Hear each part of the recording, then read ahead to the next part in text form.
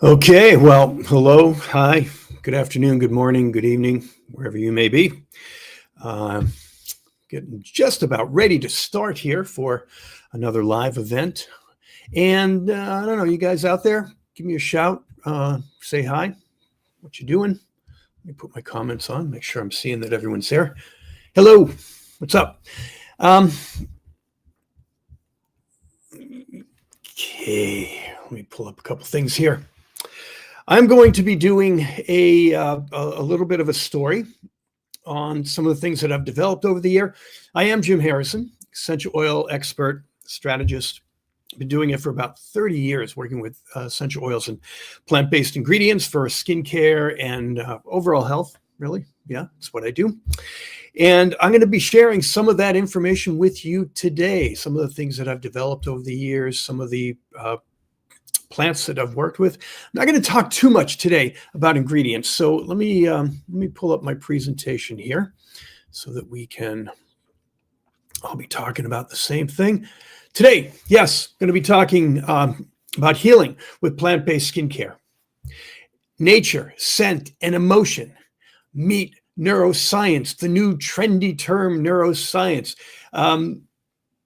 I'm going to go over that, and I don't know, maybe it's not so new, and maybe it's not so trendy, and but it is definitely cool. We're going to understand how nature, scent, and emotion fit into this neuroscience trend, or kind of an overview of how, in this topic, plant-based skincare works. Yes. So first, let's talk about nature. I mean, what's there not to talk about, right? Nature, it's beautiful, it's wonderful. We live in it, we need it. We desire this whole aspect of nature. And the term I'm going to use when I talk about nature is biophilia. Biophilia it's not really recent. I was going to say it's a recent terminology, but it actually comes out of the biology field. E.O. Wilson is the one who popularized it. And what it basically means, biophilia, is it refers to our genetic desire, our genetic coding to be in nature and to be with living things. So when we're talking about plant-based, what we're talking about is nature. When we're talking about nature in terms of neuroscience, emotions, health, we're talking about biophilia.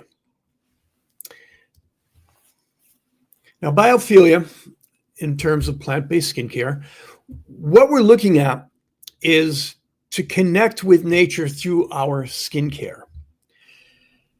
The way we're doing that, not to be repetitive and redundant here, is we're doing it through plant-based extracts, plant-based ingredients. So this is our process in the way that we're going about this. Now, just had to check something there. Sorry, took a break. Anyway, biophilic skincare. In my view, and this also goes with my definition of natural. When people talk about natural ingredients, this is, in a way, the way I define natural ingredients as well. In skincare, first of all, just as that definition, which I don't have written here, for me, natural means that the compounds, the structure of whatever you're using, occurs in nature. So if we're talking about, well, emulsifiers are probably the best example of this. Emulsifiers are those ingredients in skincare that bind the water and the oil together. In a lot of the labeling, you'll see either naturally extracted or just saying natural emulsifier. Now, for me, that falls out of the category of natural, because the emulsifiers, stearic acid, cetyl alcohol, things like that, are made through a process.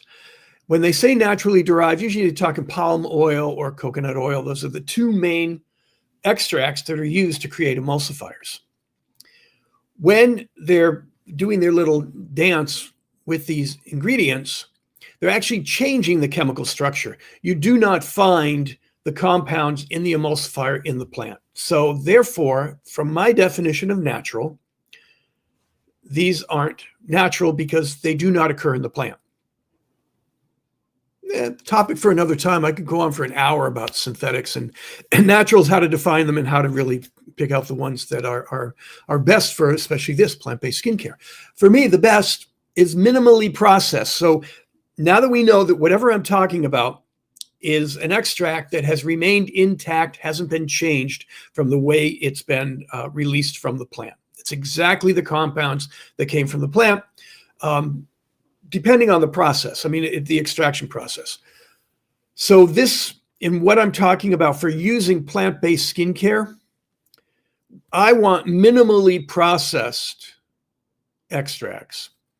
Now, what that means is there's a process that, for extracting it. And then there's a little bit of cleaning up sometimes that are done. It's refinement. And so I'm talking minimally refined. So refined, especially the vegetable oils, refined oils and carriers and things that we use in skincare and, in general in aromatherapy. If it's been refined, what they're doing, first of all, taking the heavy metals out, which is a good thing. These are naturally occurring heavy metals. And yeah, do want to remove them. But they're also, and a lot of manufacturers do this, they want to remove color and odor. So let's think about that for a moment. If you remove color from a carrot, what have you done? You've taken out one of the main nutrients that you eat. What you eat carrots for is that beta carotene, the orange color. If you take the color out, you've taken the beta carotene out, you've taken the nutritional value out of the carrot. That's what's happening with your plant-based extracts. If you take color out of those, you're taking flavonoids and all these other compounds that have color, but also give the therapeutic value to these ingredients. So when I talk about plant-based skincare, I'm talking about minimally refined, minimally processed plant extracts. Now, the other thing is, there was something I want to add there. If your skincare is white, there's an issue. And the issue is they've taken the color out. They've taken therapeutic properties out.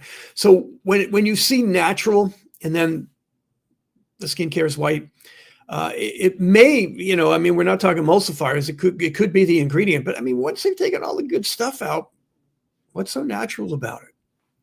It doesn't matter, right?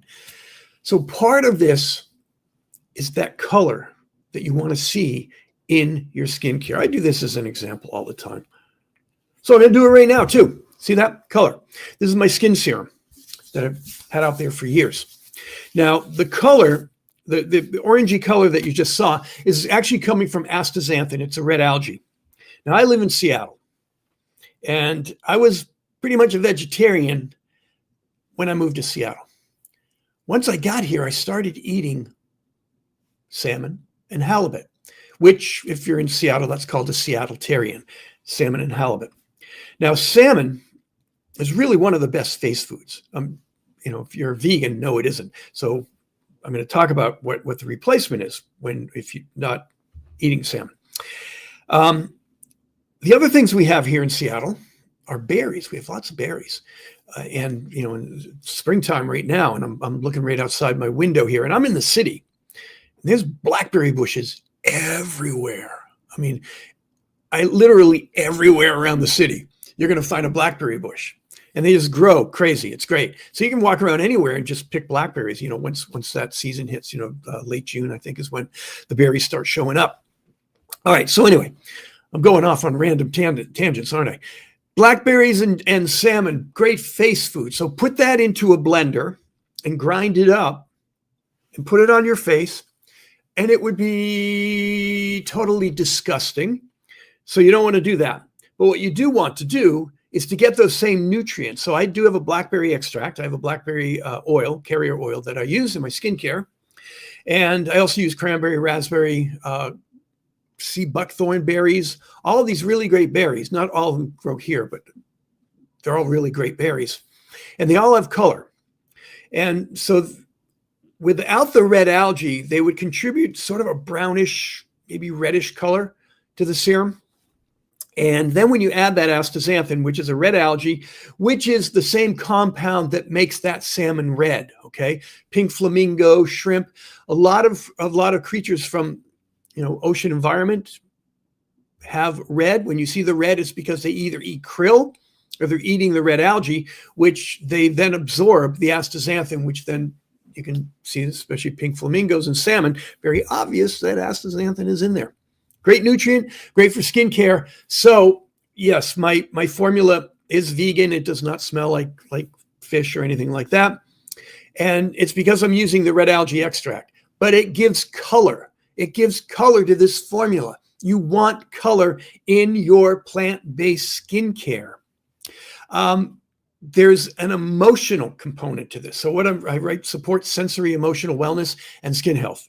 So here's the biophilic response to that. If you see color in your skincare and you see natural or plant derived on that label, that triggers a biophilic response. What that biophilic response is, it's our connection to nature. Just the idea of nature is healing. When I first had that serum out, this was 20 years ago, and I was kind of one of the pioneers of plant-based skincare. There really wasn't anything in the market. And so here in the US, we have the chain Whole Foods. We were in Whole Foods, and even in Whole Foods, people were not used to real biophilic skincare, minimally refined plant-based ingredients. And they'd look at it and see all this color, like even the cream was a bit brownish, orangish, yellowish, goldish, depending on what we had in there. And people would look at it and just be kind of mystified in a way, right? And then they smell it, right? So I'm not taking the odor out anyway. Like I said, you take the color out, you're taking therapeutic properties. Now think about an essential oil. If you take the odor out of an essential oil, what do you have? Nothing. Air, right? So color and odor, they matter. So sniffing, people are sniffing this new plant-based skincare, and they just couldn't relate because they weren't there yet. What they did have in mind was they wanted natural. Natural was becoming a big thing, right? Even in Whole Foods, there was none, maybe one or two other plant-based skincare lines that were actually doing the minimally processed. It looked like skincare, looked like plant-based skincare. So what I realized is that people wanted natural, but what they wanted was synthetic natural. Synthetic natural is not natural, but the idea, it's a biophilic idea that actually can be emotionally and physically healing, just the idea. So that color and that odor in the plant-based skincare, along with the texture, it tends to be a little more dense. You can manipulate that a little bit and water it down. I mean, the serum actually, I was going to say serum's not dense, it's liquidy, but no, even the serum, it has a more dense texture. It has more substance. You can feel it. Biophilically, that is healing. Emotionally, that is healing. Because, now, I didn't mention this before, but in biophilia, which comes out of the forest bathing practice, is what popularized it. Forest bathing practice out of Japan, they brought people into the forest and they found that it was healing. Nature is healing. So the idea and the substance and the look and the texture in your plant-based skincare is healing. Now, essential oils add another therapeutic benefit, because when I'm going to talk about the sense of smell, and essential oils are part of an olfactory response that is healing. Now, all scents, and I'm going to tell you about this in a minute, all scents can be healing, or they can have a negative response, right? And I'll explain why in a moment. But essential oils have an added therapeutic benefit. So what they found in this forest bathing practice is that part of the healing was not only the energetics or the feel of being in nature, but also the odors. And the odors were coming from the trees, the oils that are being released, the lipids that turn into our essential oils. And they did do some experimentation with that, where they took some people into a room and they diffused hinoki, which is the Japanese forest tree. Diffusing hinoki, they found that they got the same response from the hinoki that they got from walking into the forest. So the essential oils do have therapeutic benefit, which when you do an essential oil class with me, we will go over that. I teach you this all the time. So yeah, essential oils are incredibly good. Now, plant-based skincare, it just reconnects us to nature is basically what I'm saying here. As promised, let's talk about scent. The science of smell. Now, when we talk about the science of smell, I wanted to move this guy here, make this a little bit easier to watch. Whoops. Hide that. Yep. Hide this too. Clouding up my screen. I'm working off a couple of screens here to get this presentation the way it is, which I think is really cool that I'm much bigger instead of the little me and the big screen thing. Do you like it? It's cool, right? If you like it, let me know. Tell me, hey, Jim, that's pretty cool. We like it. Everything's good. Good. Thank you. It's cool. Okay, let me go back to my other screen again. Thank you very much. All right. Science of smell. I absolutely love this aspect of working with essential oils. I actually love it just on its own because I say this often. The sense of smell, the science, olfactory purpose, function of scent and smell is a therapeutic tool. Even without the essential oils and the therapeutic properties of the essential oil and the way we respond through the olfactory system, which makes it even more powerful. But even without those therapeutic properties, you can use scent and fragrance as a therapeutic tool, which is being done in olfactory sciences and used for a lot of purposes. I mean, scent is a powerful tool. That's another class.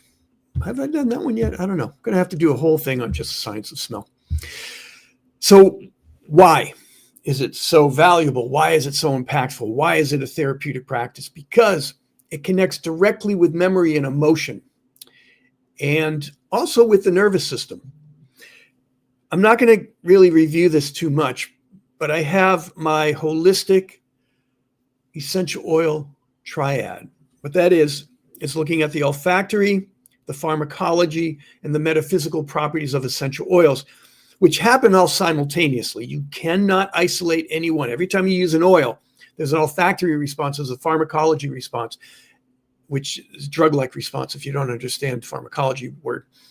And there's also a metaphysical response, all happening at the same time. The more you know about this, the more effective your treatments can be using essential oils. And it's all about smell. So when we smell, we're triggering not only an emotional response, that's what most people think when, oh, you smell an oil and you feel good. Yeah, I feel great. But it's also triggering a response in your nervous system, autonomic nervous system, and the central nervous system. And what that does, it creates the other category, which is pharmacology, physical, excuse me. And what the response there is, through the olfactory system, is a physical response. So again, we can't isolate any of these. We have to understand that your sense of smell triggers a physical response. And part of what that is, not only emotionally, so emotionally, we have the memory and emotion connection. Every memory, every emotion has a scent bond to it. And you've gotten that when the little video goes off in your head, when you smell something, it just all of a sudden, wow, powerful. It reminds you of something. Generally, those are childhood memories, but memories are there. Even if you don't have the memory, you have the emotion. Because what the sense of smell is, it's a protective function. So it alerts us to what's going on in our environment.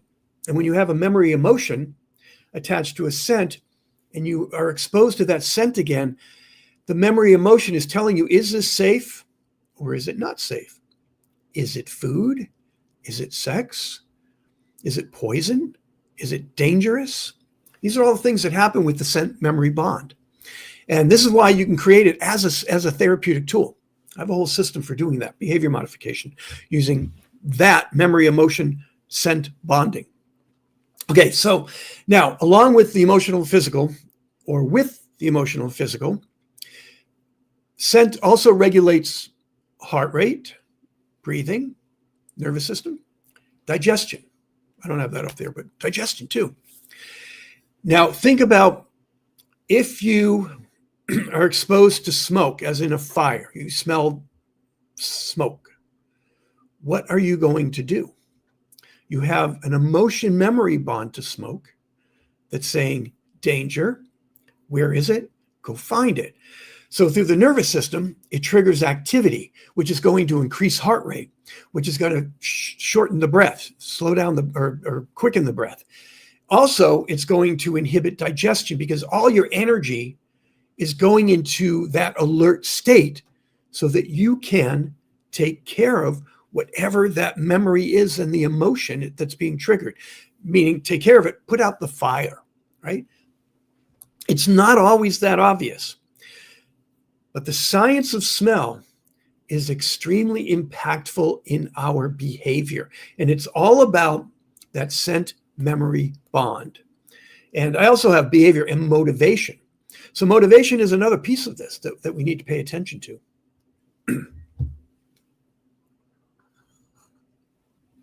Excuse me there. It's still morning here and I'm still enjoying my morning chai.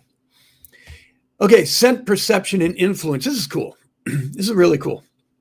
And what this is all about is the perception is an important piece here.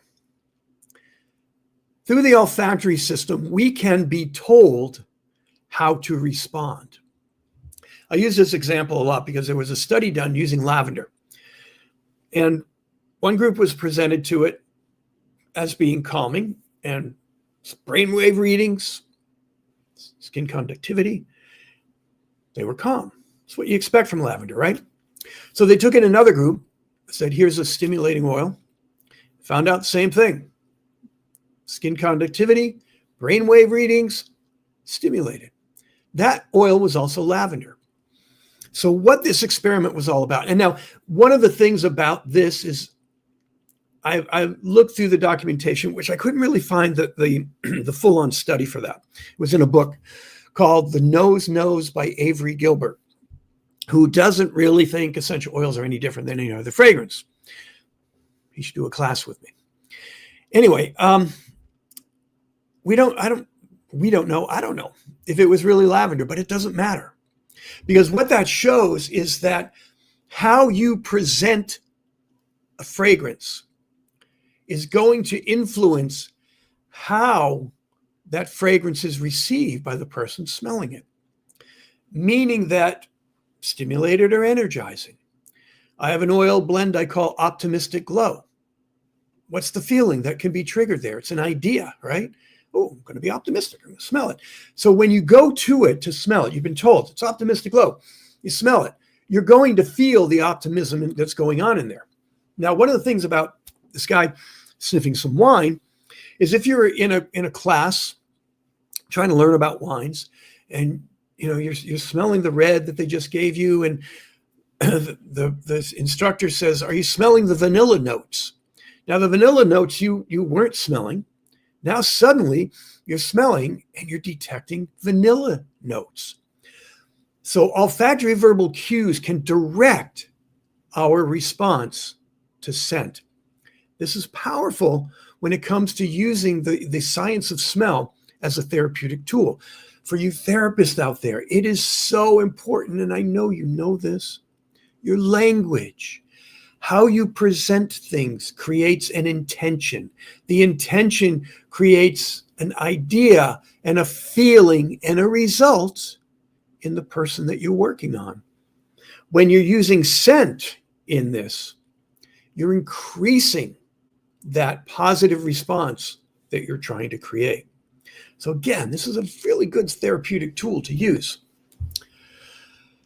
Now, this is last bullet point. I just want to state this again because I said it already, but I'm going to say it more directly, is that this has to do with any scent, okay? Not just essential oils. Essential oils do have their therapeutic benefit, enhanced therapeutic benefit, But any fragrance will do this. This is why synthetics that are sold as essential oils can work, because the idea that's in people's minds is that this is doing this thing, and this thing is happening to me as I smell this. And so, yeah, it's essential oils, real essential oils. We're going to be doing some stuff on that. I'm working with Dr. Sachal.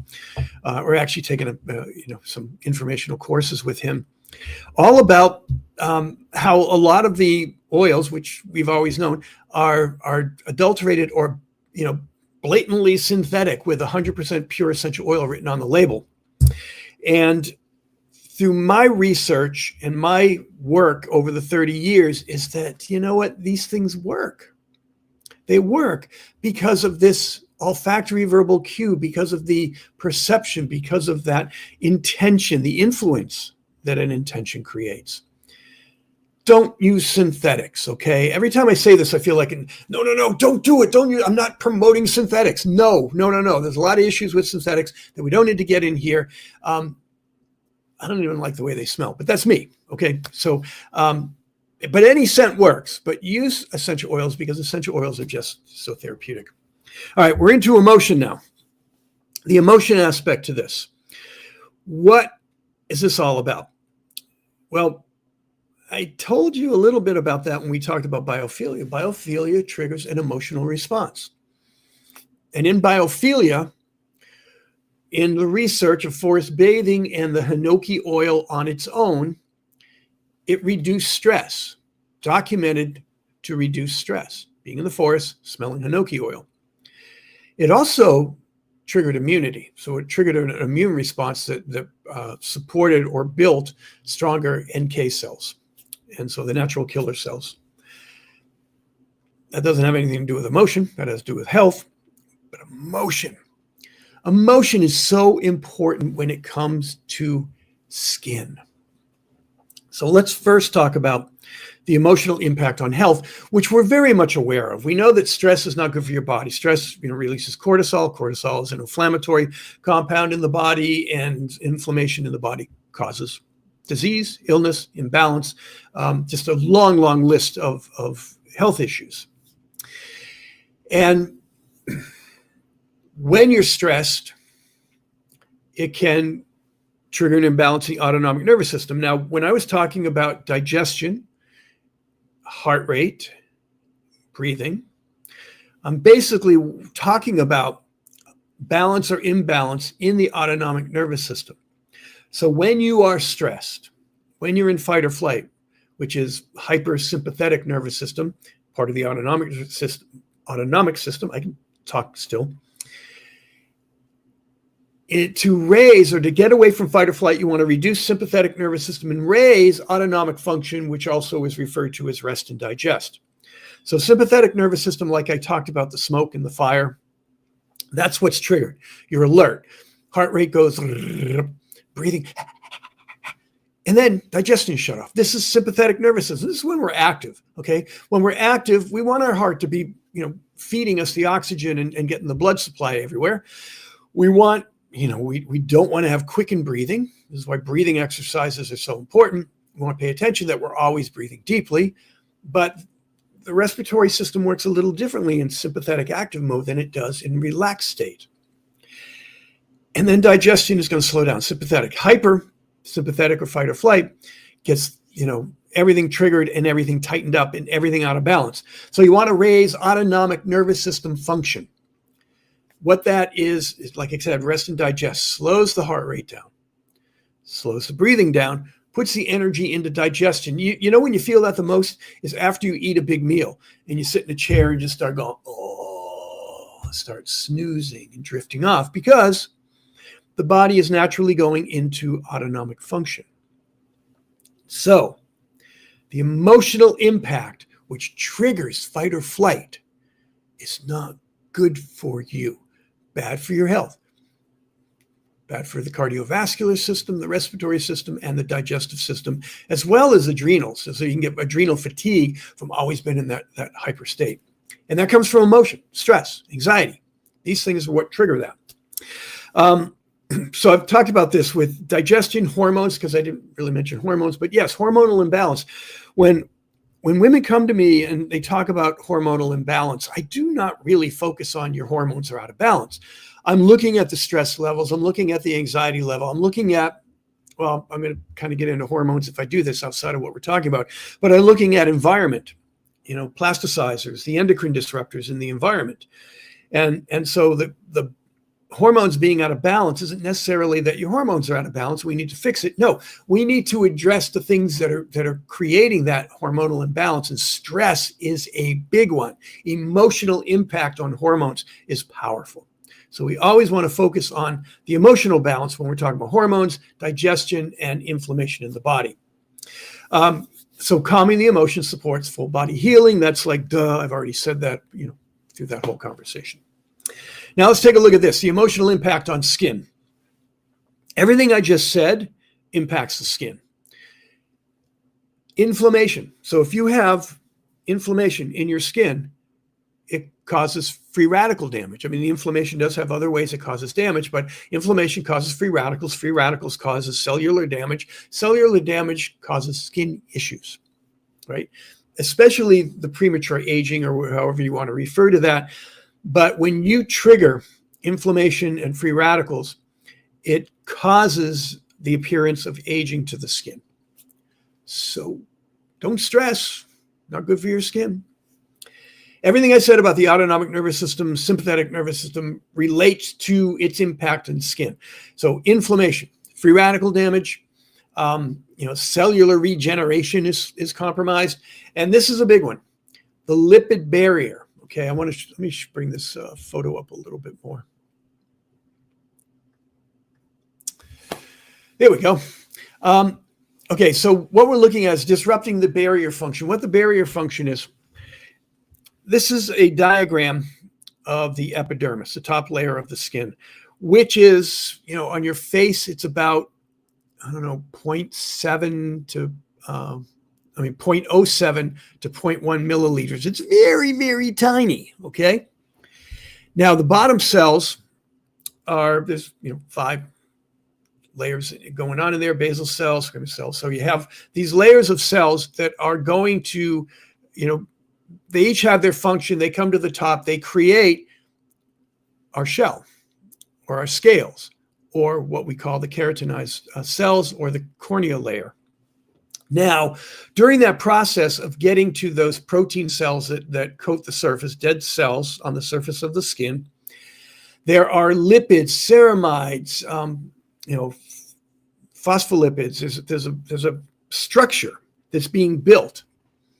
And when that structure is being built, it is what's called lipid barrier function. So on the surface of the skin, even within the keratinized cells, the dead skin cells that are on the surface, you have a lipid barrier. You also have sebum. Okay, sebum is not what I'm talking about here. Sebum is the very coating on the skin. I'm talking about lipids that sit between the cellular structure. It's kind of like brick and mortar. So it fills in the area. And this is what, if you put water on your skin and the water is beating up, it's because of the lipid barrier. The lipid barrier is preventing things from getting in. Now, it's also preventing things from getting out, like moisture. So when we talk about moisturizing your skin, it's not about putting more water and lipids on your skin. It's about repairing the lipid barrier, drinking water internally so that the moisturization, the hydration is coming from the internal system and being held in or released through the lipid barrier and functions of a healthy epidermis. So the lipid barrier can be compromised due to stress. And what happens is the structure, all those ceramides and lipids that I talked about, free fatty acids, as those are being built within those bottom cellular layers coming to the top and creating that brick and mortar, if you're stressed, it can compromise some of the building of some of those lipids, meaning you do not have a complete lipid barrier. So stress is a major factor in a healthy lipid barrier. You want to have emotional balance to have a healthy lipid barrier. When the lipid barrier is compromised, you can get different parasites and impurities and things getting into the skin, as well as losing moisture. Like I just said, if your skin feels like it needs to be hydrated, it's not because you don't have enough water on the skin, it's because you don't have enough water in the system coming to the surface of the skin, but being held in and released, controlled release through the lipid barrier. So stress compromises your lipid barrier, among with many other things that happen in your skin. Okay. Now, what did I just do? Because the title of this was Healing with Plant-Based Skincare, and I had nature and emotion, scent, different order. Emotion, scent, plant-based, biophilia, nature, scent, emotion. And they all come down to this new trendy term called neuroscience, which is, it's not really a new term, but it's being used a lot in skincare. And they're actually calling it also neurocosmetics.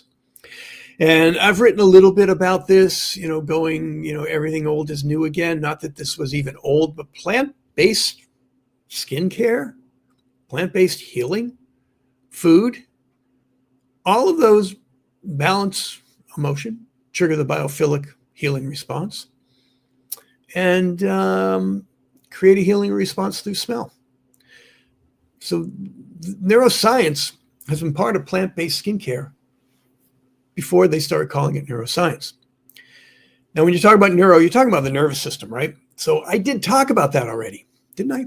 Yes. Smell. The olfactory system. Through the olfactory system, there's an olfactory bulb. That's part of the nervous system. Going to the limbic system, triggering a response through your limbic system, which sends a signaling through the central nervous system and autonomic nervous system, as I described. The idea, biophilia, being in nature, also triggers a similar response affecting your nervous system. It's a healing process through your nervous system. Let's look at the skin surface now, something we may not have paid attention to before. Let me raise this guy up a little bit more, bring it to the surface.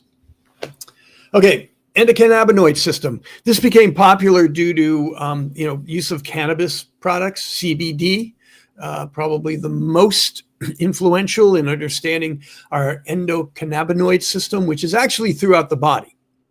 But we're talking about on the surface of the skin. You have receptors. And what receptors are, it's like a lock and key, right? So when we're talking about a receptor, you have a cell membrane, and it could be, nervous system cell membrane. It's cellular membrane. Let's kind of keep it at that. And you have these little protein guys sticking out. It's like a lock. And the key is a molecule. This is the way our olfactory system works, sense of smell. It's a lock. And if the molecule fits, it triggers a response through the limbic system and also gives the identity of what does that smell like? Well, it smells like a rose. Well, that's the right molecule fitting the right lock on the cell, triggering an olfactory response that says, oh, rose. Okay. Now, through the body, through the skin, we have this endocannabinoid system. And the receptors are within some nerve endings, some are within the cells of what we're looking at here. So when we look at this drawing, which you can't see, you're going to have to blow it up, I think. But basically what this is showing you is all of these different receptors. So there's a CB1, there's a CB2. These are the ones that have been popularized most through understanding CBDs from the cannabis. But essential oils can also bind to some of these. Now, what we do know as far as one compound, which is caryophyllene, the caryophyllene compound is able to bind with, CB1 or CB2, similar to the CBD, the cannabidiol compound. And it triggers a similar response. It triggers an anti-inflammatory analgesic response by binding with the CB endocannabinoid lock that we're talking about. There's also another receptor in here that's called TRMP8. And that's a receptor that menthol binds to. When the menthol molecule binds with that receptor, Do you know what happens when you put peppermint on your skin? If you've ever done it, you know, right? It's cool. It's refreshing. It's cooling because it binds with this receptor, lock and key, so it triggers a response within that receptor, and that response triggers a feeling in the cold nerves endings, and the cold nerve endings go, oh, that's chilly.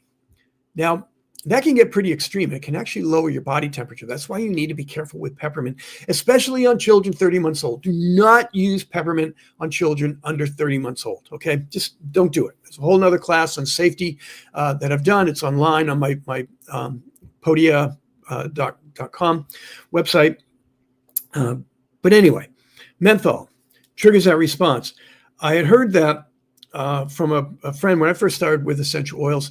He was in a field in France and they were distilling the peppermint oil and it was really hot. And he said, he grabbed a little peppermint and just kind of dotted his body with it. He said it helped, cool him off from that really hot temperature. So I was in Boston and it was going to be 100 degrees Fahrenheit. I don't do the Celsius thing being an American. And I thought, well, I got out of the shower, I put a couple drops and I kind of rubbed it all over my body. I had chills.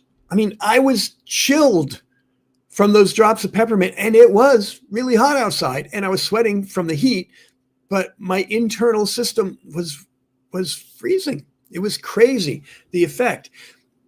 But that's how powerful peppermint is. When you put it onto that receptor, it actually lowers the body temperature, which is why you need to be careful with children under 30 months old, okay? That all relates. So this is the endocannabinoid system.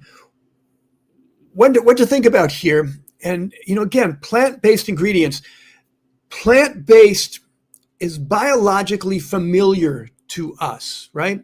We evolved from these one-celled organisms that everything evolved from. So we have a direct relationship with nature. And when I talk about using plant-based ingredients rather than synthetics, and I got this from the paraben study. And what the paraben study was saying is that paraben's bad. They're, endocrine disruptors and also cause cancer. And they found that, the study that they were using to support the cancer wasn't actually a valid research. Now, the thing, and I understood that, I didn't stop using parabens because I never used them. I never wanted to use parabens for other reasons. And when I was reading the report, I said, well, why isn't anybody paying attention that the parabens are being stored in the fatty tissue? And to me, that says that, well, this is unfamiliar. This is biologically not familiar, even though parabens do occur in nature, but it's these synthetic ones made from petroleum. It's a different compound. Just like synthetic compounds trying to mimic essential oil compounds, not the same key that fits the same lock, okay? There's going to be a different response. And so when we with synthetics, it's not, there can be a response. And I'm going to talk about that next, actually. But it's not the same response. And these compounds that are synthetic can get pushed aside and just stored in the fatty tissue because the body doesn't know what to do with it. So when I talk about biologically familiar, these tend to be compounds that aren't stored in the body. The body knows what to do with it. And, I've heard statements sometimes not in a very intelligent way that, well, naturals can be dangerous too. And yeah, hey, that's true. And actually, this was a scientist, PhD scientist. He says to me, what about poison ivy? And I said to him, well, who's the dumbass putting poison ivy in skincare? And this actually refers to my biologically familiar. We don't put poison ivy in skincare because we know it can cause a reaction on the skin. That is biologically familiar. Our body immediately responds to it. If it wasn't biologically familiar, the skin could look at it and go, I don't know what to do with this. Let me just hang on to it, store it over here, push it aside for a moment. But generally for naturals, for plant-based extracts, there is an immediate response if you're allergic or if you get irritation. You pretty much know right away. There are conditions under that, okay? Because we do not use the plant-based extracts as they occur in nature. So there are things that can become sensitized, like essential oils especially. If you use the same essential oil over and over and over and over and over, the body at first goes, this is cool, natural, seen it before. But then repeat is not so natural, and the body can respond to having a very strong immune reaction to something that you're not allergic to until repeat, 6 weeks, 6 months, even a year later. I've had, a few clients that have had that happen.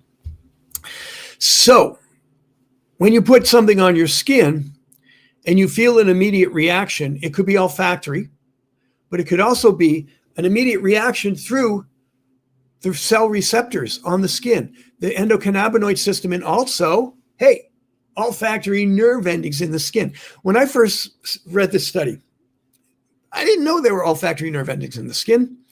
And what the term is ectopic, and it means that, well, this is something we thought was only in the nose, in the olfactory nervous system. But no, olfactory nerves occur in other parts of the body, and they occur in the skin. So what I just said was, I didn't know this till I read the study. Now, what the study is kind of refers back to what I said about synthetics. There's a study. Now, Sandalore is a synthetic mimicking santalol, excuse me, the natural compound that is in sandalwood.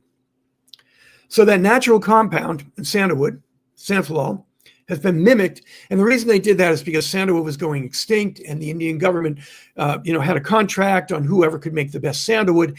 And Sandalore was the compound to mimic the santalol. But the actual composition, it's amazing how close they came to smelling like sandalwood until you smell the real sandalwood. Big difference. But most people probably have not smelled sandalwood. They've probably only been exposed to the synthetic that's in the marketplace. And they've had a healing response from it. Does that mean synthetics work? Yeah, it does. Here's a study. Using the synthetic Sandalore on the skin, they found that it triggered wound healing. Now, I was blown away because they said it was through olfactory nerve endings in the skin that it did this. So the key, Sandalore, fit the lock on the olfactory nerve endings, triggered a response, and you had wound healing. How cool is that? Well, not cool if people like me go, don't use synthetics because they don't work. Well, okay, changing that too. Don't use synthetics because they don't work as well. So it did work. And the reason is because it was able to bind to an olfactory nerve ending, which is the part of the study that just kind of got me fascinated and had me dive into more understanding of the olfactory nerve endings, which I cannot find any studies with essential oils. I think there actually are references to plant-based extracts, which in the bottom here, Sao, I don't know if I'm pronouncing his name right, I'm sorry. That study gave me all of this information, okay? So when we talked about the wound healing, it was because through the olfactory nerves, and they were doing this through some plant extract compounds, the cells move where they're needed, and this was closing wounds and repairing tissue. In this study, it also said it was rebuilding the skin's surface after damage or irritation. So we know essential oils do that. And so the response could be through the olfactory nerve endings. And according to the study, yes, the plant-based extracts do support through a response in the olfactory nerve endings. Also regulates how skin responds to stress, inflammation, and healing. And so this is good because if you're using real sandalwood or another oil that actually works within this system on the olfactory nerve endings, you're also getting the olfactory response through the sense of smell, which is also helping to release the stress that's causing the inflammation. And so you have this dual, and this is my holistic essential oil triad, these different ways of functioning. And then another thing is you have effects immune activity in the skin, which is regulating inflammatory responses and other things. So on the surface, when you have an immediate response, it's not because you're getting some quick absorption, which penetration is something I'm going to be doing some courses on coming up soon. And it's not about what you absorb. You do get some absorption, but a lot of the therapy, the immediate therapy, and most of the therapy actually that benefits skin, is the olfactory response and through the endocannabinoid and the olfactory nerve endings. And there may be other receptors that are also creating a response here through topical use. Now, in my holistic triad, I also have a metaphysical category. So what I just described is how the pharmacology, that cell receptor binding, along with the olfactory response, which also has a physical response. So when I say pharmacology, I'm not talking about a physical response. I'm talking about a drug-like response that has to do with the cell and the receptors and the molecule. And then the metaphysical is a little more mysterious. Hard to describe, but we're talking auras, and we're talking chakras, and we're talking about even meridians and marma points, acupressure points, acupuncture points. These fall within the metaphysical because it's basically energetics, frequency, things like that we can't fully understand. And then we can do some research. And then if we do research and we find that, there is a frequency or an energetic response that can be measured, that would then go into the pharmacology. Or in the olfactory, if the frequency has to do with cell receptors triggering a certain frequency or whatever through the olfactory bulb. That's why I don't know, because I'm saying things I don't know. I don't know what the response is there. So metaphysically, energetic, aura, things like that, there is part of that. And plant-based extracts absolutely, definitely have a metaphysical attribute to them. So we have to consider that. Now, as sort of a similar conclusion here, actually not similar, but as a conclusion, holistic base and essential oil systems for skin health is what I just described to you. I just described how to create a system using plant-based extracts, especially using essential oils, because that's my thing. And it becomes neurocosmetic, or it becomes a neuroscientific approach to healing skin, as well as healing emotion, because you want to heal emotions if you want to heal the skin. So if the skin condition is because or due to emotions, and you're treating the surface with technology and all these other cool things, which can work, but it's not going to be a long-term result. You're not going to get what you need, which is it's gone and it's staying gone, right? You send the person home from these treatments. If you haven't dealt with what's causing the condition, minutes, hours, days, weeks later, the condition is back again. So you have not done the holistic aspect of your job, right? So we want to make sure that as therapists, that we are treating the whole person. And if you're not selling retail, and I'm not talking about because it's retail and you're supposed to be doing that, you need to send your therapy home with the people, right? So if you're doing, even if it's a techno system and it's working on the neuroscience or neurocosmetic aspect of skin, what are you sending them home with? You can send them home with more technology, but what's the cause? You got to know the cause, and especially if it's emotion, you need to be addressing that. The best way to address that, send them home with plant-based skincare that has all the emotional attributes that I just described. Also the protective layers that I just described. It is a holistic system to continue your therapy when you're not there as a therapist. You're sending your therapy home with the client. There's a sense of smell attachment there too, scent memory bonding, right? So if you're in treatment and you've used these products, or if the client has been introduced at the end of the treatment, like if it's a tech treatment, you introduce the products at the end of the treatment, and then they smell them. That whole experience becomes part of the scent memory bond. So when they take those products home and they're smelling them as they put them on, it's triggering the positive emotional benefit that you gave to them through a scent emotion bond. Got what I get? You see where I'm going there?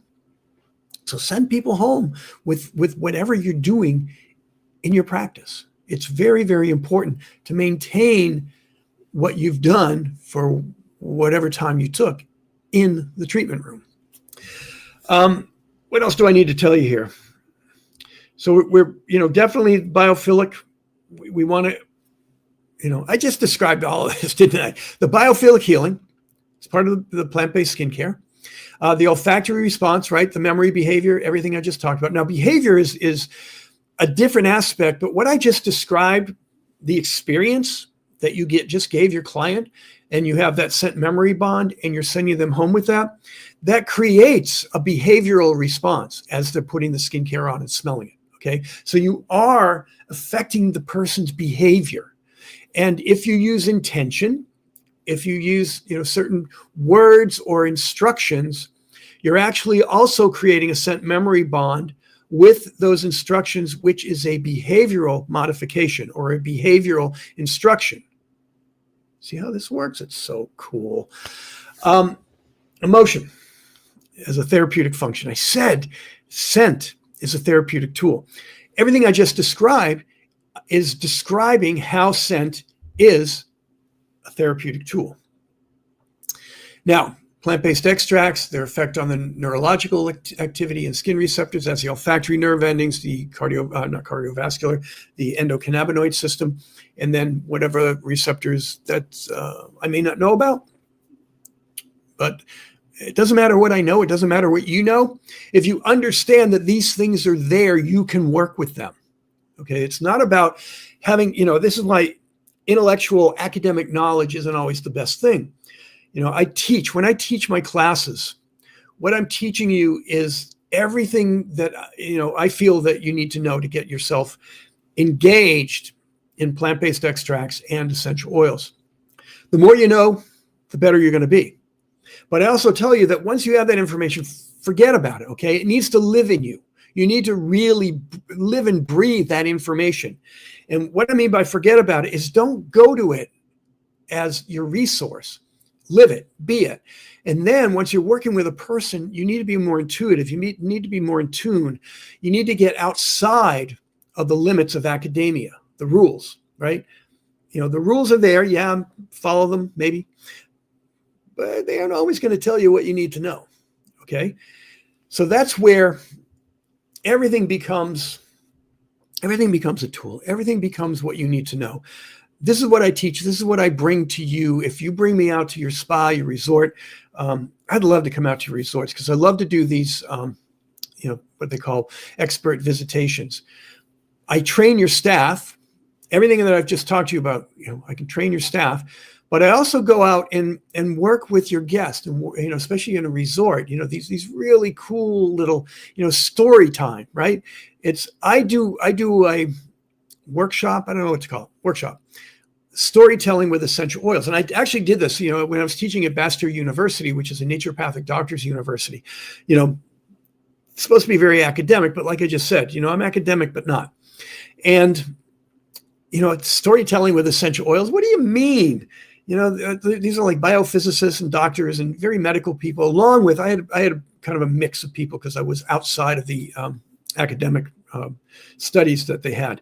So I got to teach everybody, and I got to, sort of do it in my own way. And when I do storytelling, I'm using the olfactory system. I'm using plant-based extracts. I'm using all of these things because, if I'm doing storytelling and it's, story of somebody that, and we did this. I mean, people will come up with novels and things like that. And we go, okay, let's create a blend out of that. How would I do that?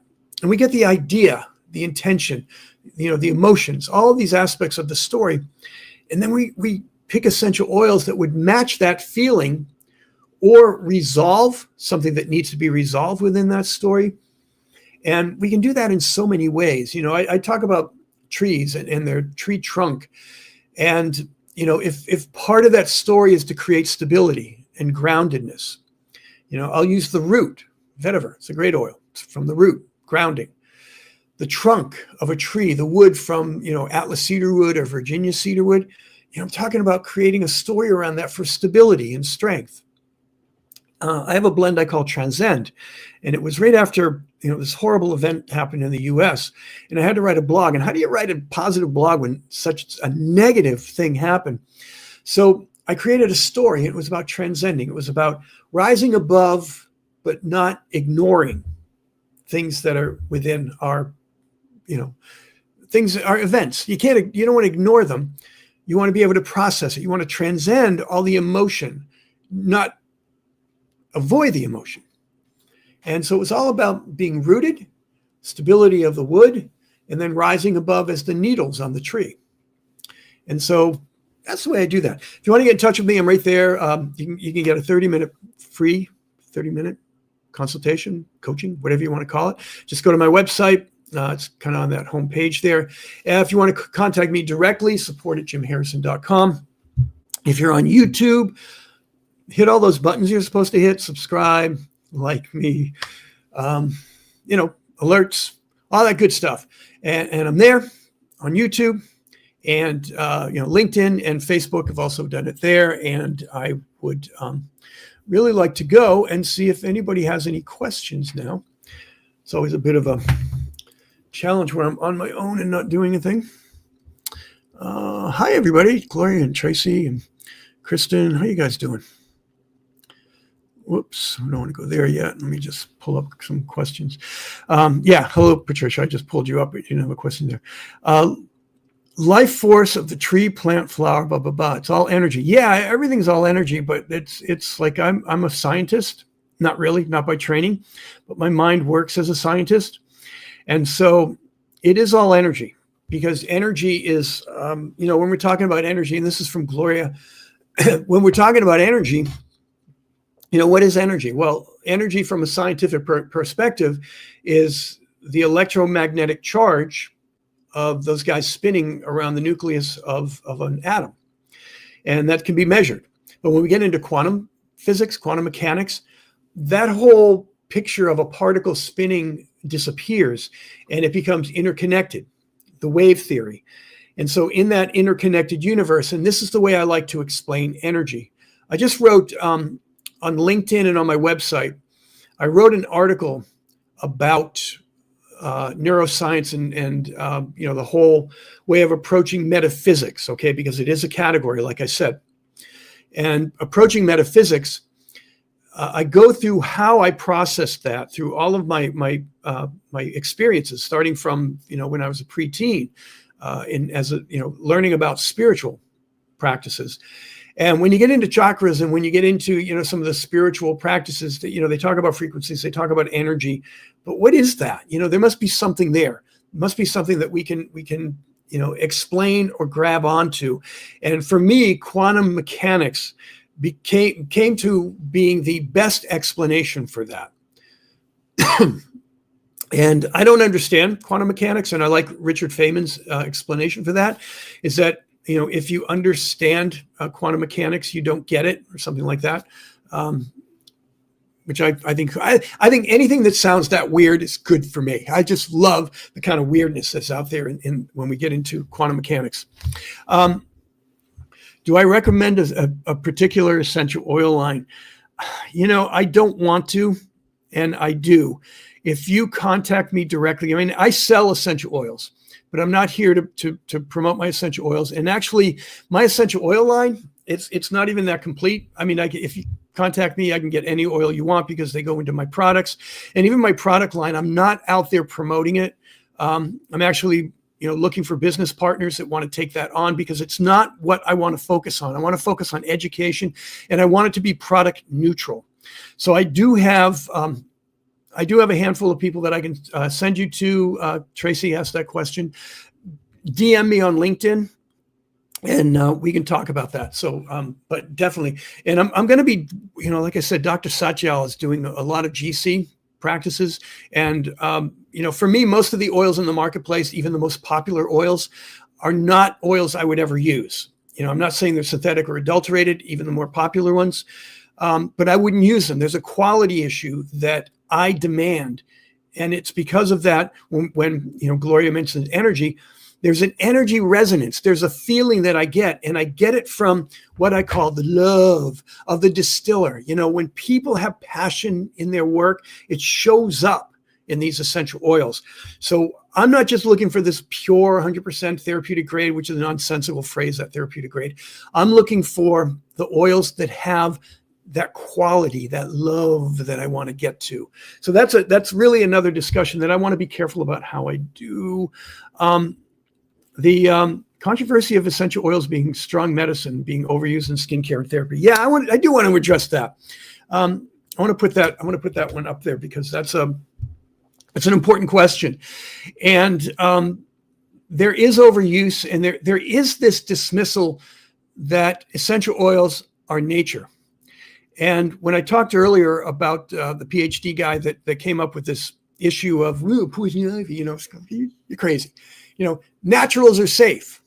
Now, as my definition of natural, once you start pulling those extracts out of the plant, you're one step away from them being natural. They are not in their environment in the way that they grew, in the way that we are biologically connected, biologically familiar with them. So yes, there is a concern about the way we use plant-based extracts, and especially essential oils, because essential oils are very, very concentrated. And the overuse of essential oils, and I had that with a formulator partner where she was a perfumer, and she made these incredibly beautiful blends, fragrance-wise from the essential oils, and also the plant-based structure of the oils. But because she wanted to overcome the natural odor in the plant-based extracts, she put too much essential oil in, and that sensitization that I talked about earlier started happening. And it's very much a challenge, but I'll tell you right up, if there's more than 1.5% essential oil in the formula, it increases the potential for sensitization. And it also has to do with the quality. And quality, like I just mentioned, what the essential oil quality, that gets tricky. And I'm not saying that synthetics and adulterated oils are going to be more sensitizing. I think they are, but I can't find really strong evidence that that's an absolute truth different than any essential oil, because you have really high complex essential oils. They can also be sensitizing because they are so complex. So you got to be careful how you use these things. Okay. It's all about how you're using the oils and how you're using the plant-based extracts. There are systems. I've developed systems, and this is just now after teaching 16 years at Bastyr. I'm suddenly, in the marketplace, and now I'm starting to put these things like in this webinar, and I really want to train you guys, because I want you to use plant-based extracts, but there's so many things you have to consider, including sustainability, and including how they're grown. I mean, there's so many issues that go along with yeah, I didn't mean to put you up there, Tracy, but yes, I will definitely explain all kinds about how I do stuff and my products. But everything I do, what I'm teaching here is I'm teaching you how I do what I do. I'm looking to see if there's anything good here. Medical extract that could be used in cancer treatments. Oh, I can't tell you that, okay? I am not a medical doctor, and I am not licensed to diagnose or treat. What I did do, because here's what I learned. If you go through the research, look at studies, I can tell you from those studies that you can cure almost every cancer with essential oils and plant extracts. Now, what I have to add to that is, in order for you to do that, you have to take the cancer cells out of the body, put them in a petri dish, and then put the oil in the plant extract. That's the way the studies are conducted. And if it's an animal study, they're injecting the compounds directly into the tumor. Now, I had the opportunity, because I worked at Bastyr University, Naturopathic University, the doctors there are able to use botanicals in IVs. And so one doctor called me in as a consultant, and I helped him choose the quality, very importantly, as well as what essential oils to use in cancer treatments. And it was successful sometimes. It was not successful other times. And I can't tell you why, but once you have the physiology, the biology of the human being combined with the biology and the structure, molecular structure of the essential oil, what makes it work and what doesn't make it work? I don't know, because we can't get in there and tell, and you can't really do human studies. That's why they use, lab animals and things like that. But I can tell you that we know that cancer can be cured through many different ways using nature. And it could just be mind-body healing, right? Meditation, prayer. It's shown to work. It can also be, it actually be a combination of all the above. And so that's where that becomes a very, very difficult answer. But I really wanted to address that we can cure a lot of illnesses using plant-based extracts, but it's not as easy as looking at pharmacology and drugs. Even pharmacology and drugs, just because they have the research and they're approved by the FDA and in the marketplace and all that kind of stuff, doesn't mean they work all the time, because we know they don't. So it really needs deeper study. We need to understand the person. That's so important. In everything I'm talking about, we need to understand the person. Let me see. I'm going to do one more question. I know I'm going a little bit over here, but I don't care. Let me see. We did that one. Okay, I think we're cool. And yeah, I so appreciate everyone being here. And the next course I'm going to be doing, so if you're watching this as a recording, it might even be out after you watch the recording. But the next one I'm going to do is going to be this system live with a client online. I'm going to go through the process that I call outside, inside, out. That's an analysis of what oils am I going to choose and why. So that's what do I need to choose them for? That's the outside, inside, out method. I'm going to show you how I use my holistic essential oil triad. And then I'm going to show you how I do all of this, because what I'm going to be doing is I'm going to be doing it for skin care. And I'm actually still looking for a volunteer. So DM me on LinkedIn if you'd like to volunteer for that. And it's going to be fun. I've already done one. It was for stress and anxiety, and it was worked out really well. I'll continue doing those. So if you have any symptoms or any kind of conditions that you'd like me to do live here, LinkedIn, YouTube, and Facebook is where I'm doing these broadcasts. Let me know. Send me a DM. Any questions? support@jimharrison.com or wherever you want to find me. I'm here. I'm for you. But thank you so much. I'm going to keep rambling if I don't get off. Thank you. Talk to you guys later. See you next time.